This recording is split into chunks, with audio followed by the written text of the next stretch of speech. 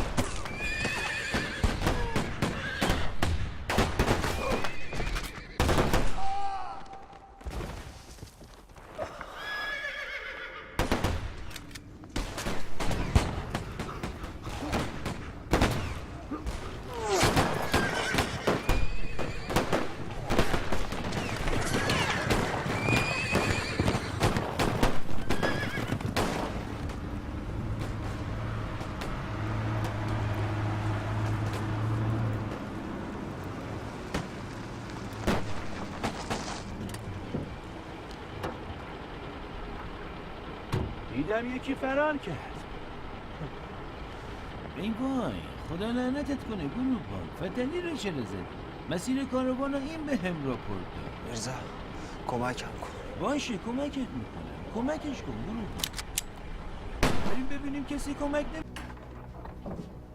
دیدی عمو خواستم سرم تو لاک خودم باشه نمیذارن میگم با گرگ دنبه بخور با چوپون گریه کن چشتو رو کرور مردمی که دارن جلوت از گرسنگی میمیرن ببند یا باهات میجنگی دیگه چاره‌ای جز جنگ نیست. به جنگی؟ با کی؟ بیا بخون ببین تو این اوضاع چطور از خدمات دولت انگلیس به مردم ایران نوشته اینا منورالفکرای این ملکن با اینا چطور میخوای بجنگی؟ عمو جان انگلیسی هیولای 1000 دسته که از هر آستینش هر چقدر بخواد آخوند و ریپورتر و رژیسور جنگلی و صاحب منصب بیرون میاد بردار زن و بچه تو برو همون قصبه بالای کوه رها کنین وبا و قحطی و انگلیس رو اگر این یه چشمه انگلیسی دستش بره تابوتشو دارم میسازم ساعت 7 صبح 11 دی ماه 1296 شمسی ژنرال دان سرویل وارد خاک ایران شد. در این زمان انقلاب اکتبر 1917 میلادی روسیه اتفاق افتاده بود و قرارداد محرمانه‌ای که روسیه با انگلیس ایران رو بین خودشون تقسیم کرده بودند افشا شد و باعث جو ضد انگلیسی شدیدی در میان ایرانیان شده. ژنرال باراتوف و سرهنگ پیچراخوف همه لشکر خودشونو تحت اختیار انگلیس قرار دادن. انگلیسی‌ها با این کار یک لشکر با لباس روسی برای جنایت‌های خودشون در اختیار داشتن.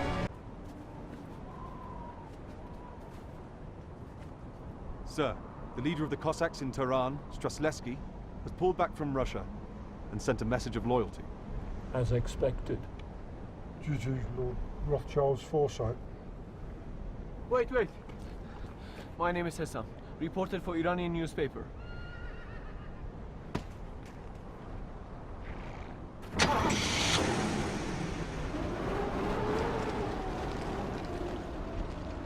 My name is Major Smith, war reporter.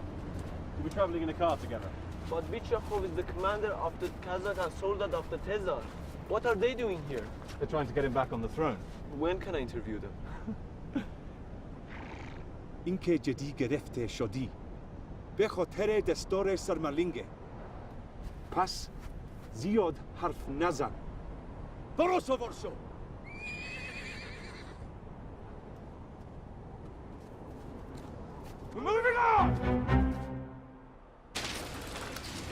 آژانس رویتر اخبار وحشتناکی از قحطی و مرگومی در سرتاسر ایران به مطبوعات بریتانیا گزارش می‌کنه. میخونم تنم می‌لرزه. ما 1/10 نیستیم. ایران 80,000 یهودی و 20 میلیون مسلمون داره برابری و برادری بهتر اونا هم بشن 80,000. این که دیگه تب نداره، لرز نداره. پدر سوخته بدتیمت. الان یهودی و ارمنی و زرتشتی هم دارن طرف میشن. اون یهودی که نتونه توی این اوضاع کارش سکی کنه همون بهتر که بمیره. بیا اینم حواله تحویل سهم جناب عالی. بفرمایید.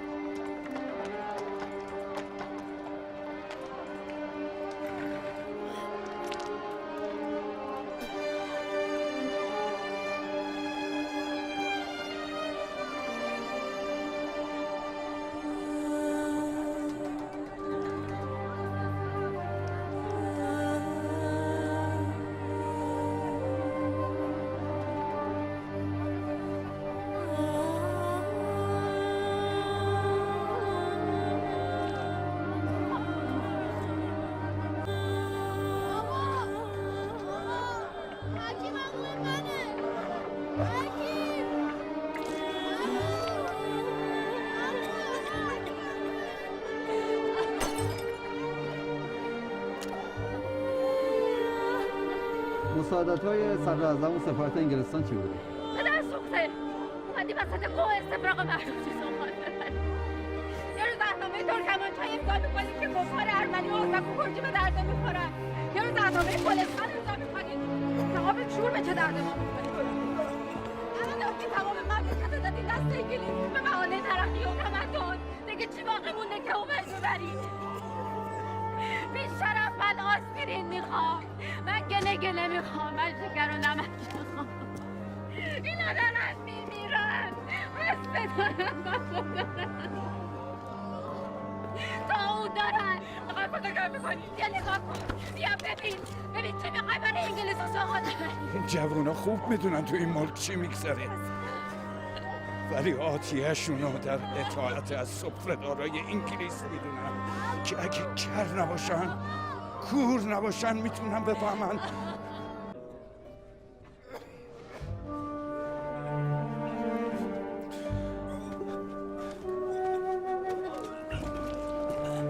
همونجا مبادا این مرض وارد یتیم خونه بشه. این مملکت شده یتیم خونه. اینا علمدار ندارن که اگه داشتن جلو میافتاد که انقدر خوار و ذلیل نشیم که تو گو کثافت بمیریم. لااقل با عزت میمردیم. هر کدوم از اینا با 2 تا حب و 4 تا قاشق شربت زنده میموندن، ولی نداریم. از کیو کجا میشه خرید دواشو؟ به این حد بشایه شده که کاروان دانسترویل برای چند هزار نفر دوا برای پیشگیری و درمان داره.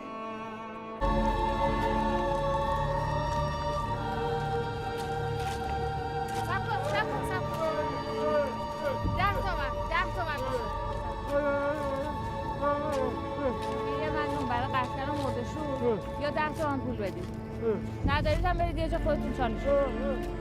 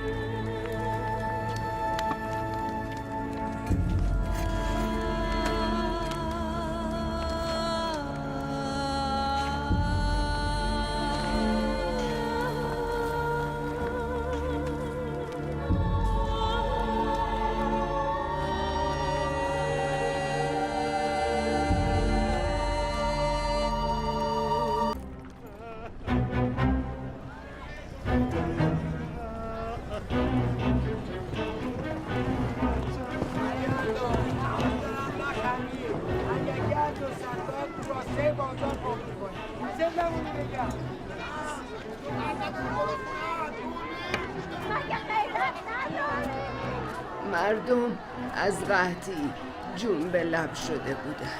ساعتها تو صف نونوایی می ایستادن تا یه تیکه نون جو و ارزن بگیرن.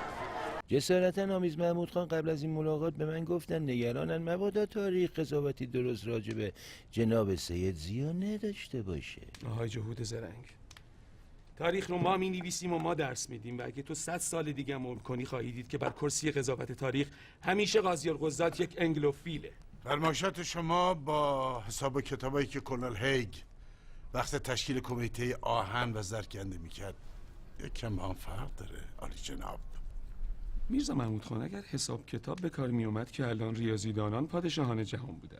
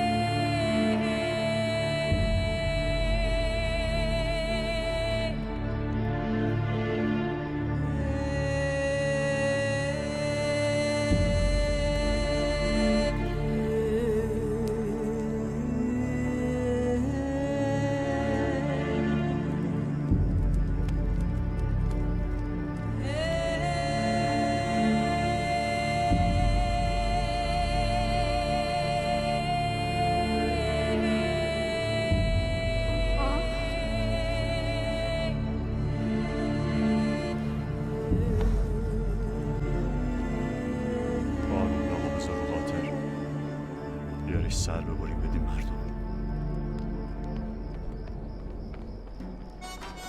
مردم روستاها از مرگ و قحطی و بیماری فرار می‌کردند به سمت شمال ایران که گفته میشد میرزا کوچک خان به 700,000 نفر غذا و جای خواب داده.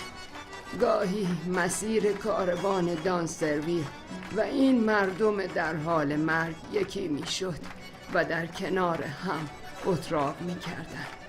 دانسرویل در خاطراتش این اوضاع رو توصیف کرده بود.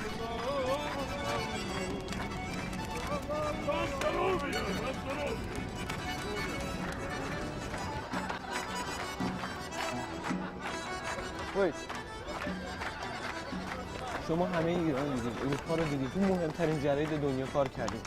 چرا رجال ما نمیتونن سر سام بدن و از این کشور؟ Frankly, because you don't deserve it. لیاقت نداریم؟ No.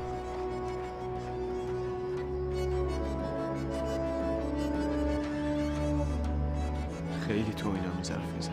This is proven political strategy. If people are behind their leader, the world kneels. Shomaha Tarsu Hastid. In the last 100 years, your leaders have died alone. Their blood is on your hands. Kami Torik Bechum Javon. Go to your people and see the fear we strike in their hearts.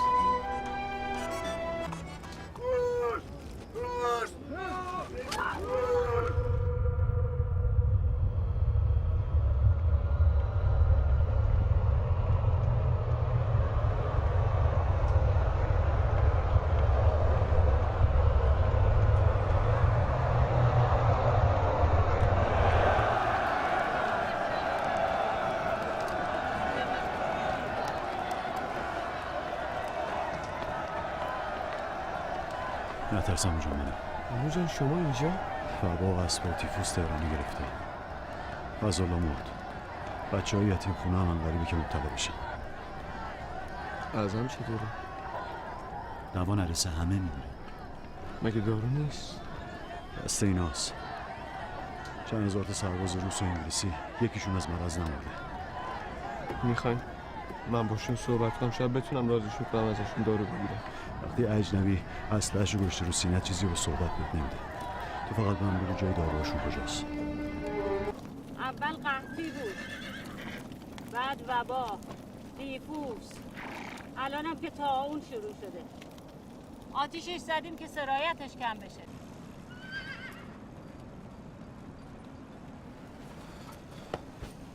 Go and see what they want. Yes, sir.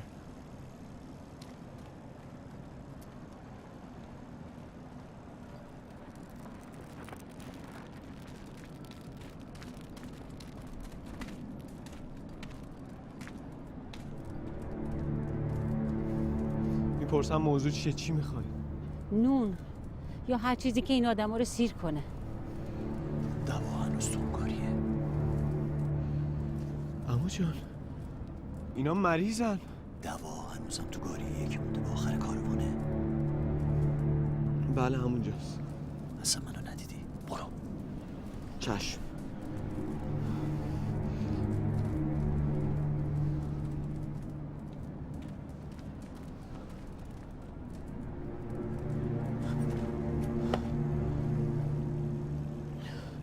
They want food. We're not a damn charity. We can run over them. No. Give them conserve. The British Army is kind to the people.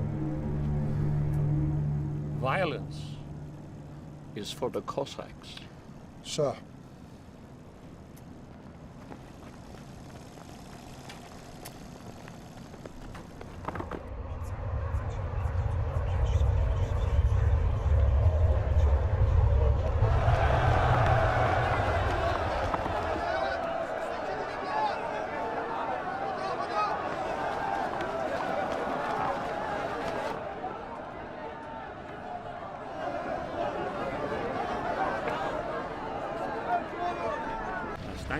این مهربانی ارتش بریتانیا رو برای نوحت تعریف کن. اگه علمدار داشتیم اینقدر از مرز رد میشدی همین مردم خفتت میکردن. خفتت ماکدین؟ یعنی چی؟ I don't know, my lord. Smith! خفتت ماکدین یعنی چی؟ I don't know, my lord. خفتت ماکدین.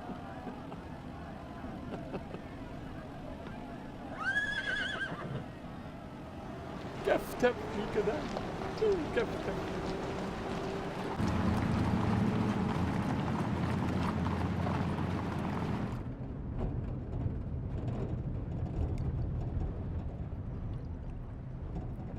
The misery of these people and the old woman's words, Cheftef Mikadan, reminds me of Buckingham Palace.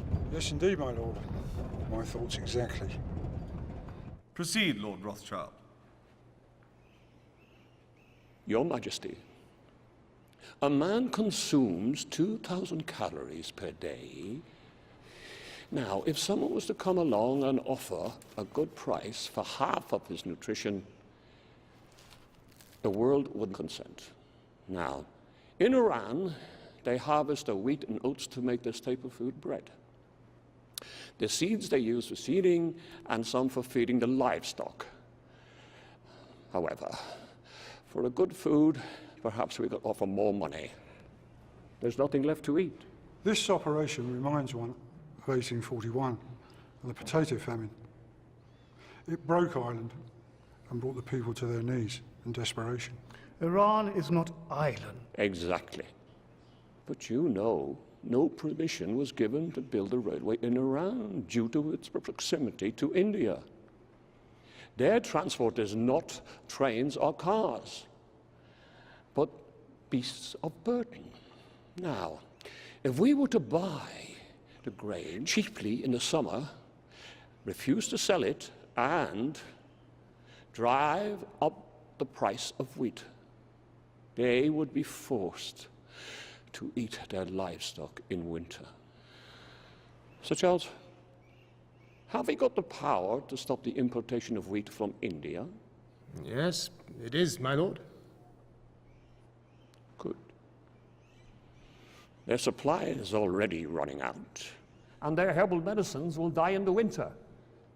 Very soon, the Iranian people will be silent and desperate. When nomads have no cattle, they raid and fight amongst themselves. Exactly. Divide and conquer without even firing a single bullet. Indeed.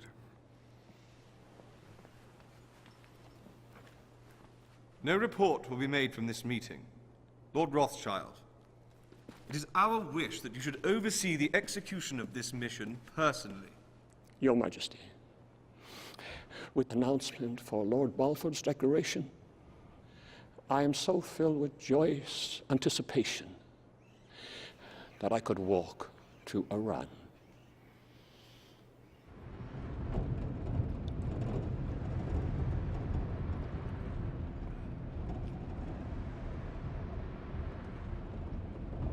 به پدرم در مقابل پول و جواهرات فراوون آذوقه فروخت به طمع اینکه بعداً مصادره کنه.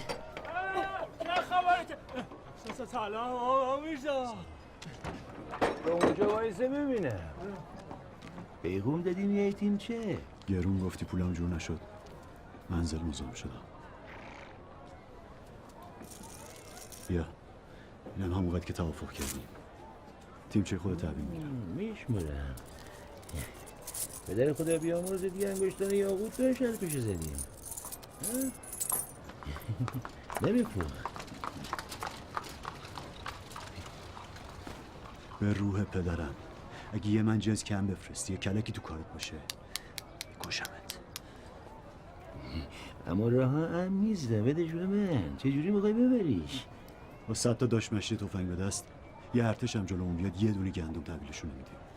شاه ایران آماده سفر تفریحی به فرنگ بود و مرتب نخست وزیر عوض میکرد. اما اوضاع هر روز بدتر میشد. معتمدین و متدینین هر شهر شروع کردن کمک به قحطی زده ها.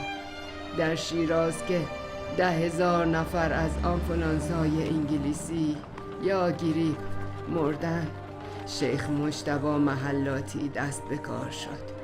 در اصفهان و کاشان حاج آقا نجفی و در تهران از طرف مدرس ثقة الاسلام اصفهانی.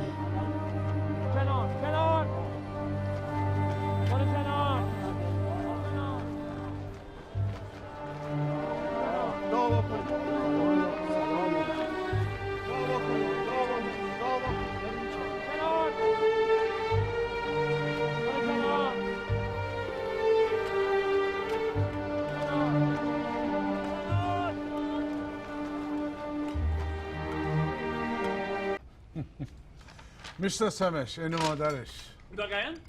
کیه؟ جناب جان اسرا، شما یک عذرخواهی کتبی به من بدهکارید. بنویسید. اون کیه؟ یه لحظه ببخشید بیا. بزنی با گوشی برمیگردیم به روز اول. حوصله.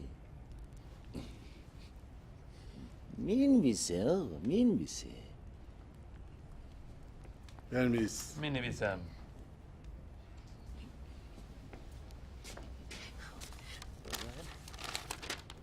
کیه ها؟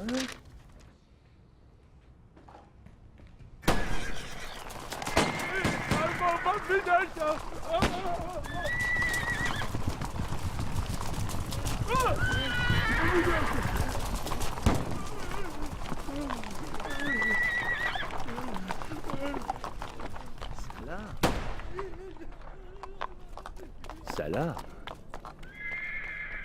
امانت می‌بردم مال بچه یتیمه. خودت که خوب می‌دونی.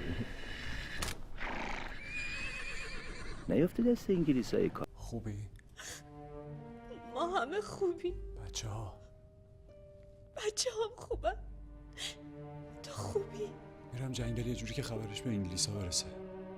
اینجوری دست از سرتون برمیدارم. ارزاقو بردیم یه جایی هم داشلی و سید کاظم میرسونن دستتون. محکم باش.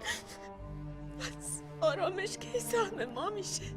می جنگیم تا زمانی که بچه هامون نترسن از سرباز و سفیر انگلیسی یا هر اجنبی دیگه.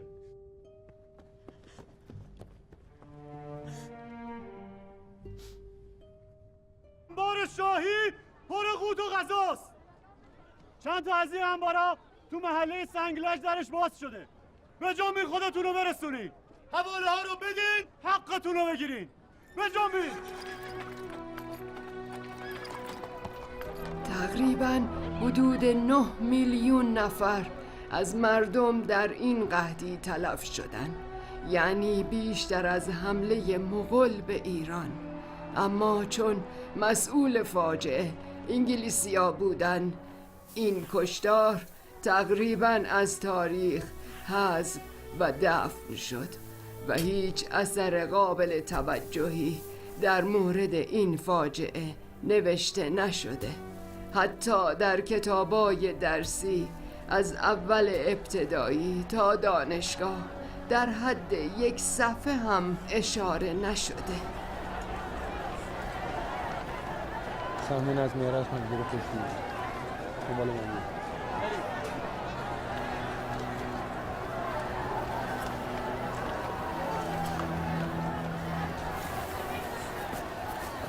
شنیدیم که گفتی انباها شاهی بوده. بله قربان، انبارها متعلق به شاه ایران. مواظب باشی با یه دولت بریتانیا را به این ماجرا نکشونید. خودتون میتونید، مردمتون شاختون. چشم قربان، با اجازتون.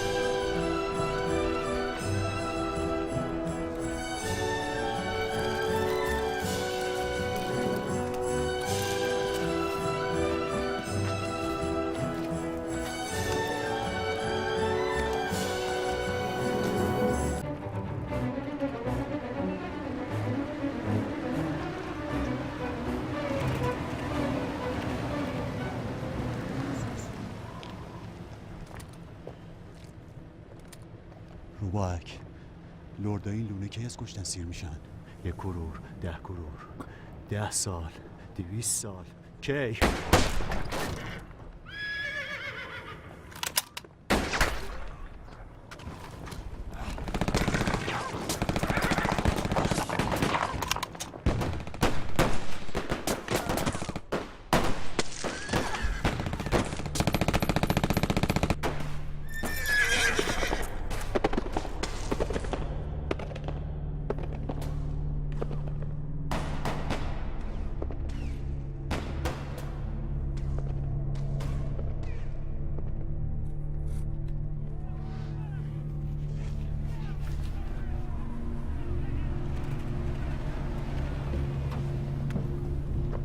Dead? Yes, sir.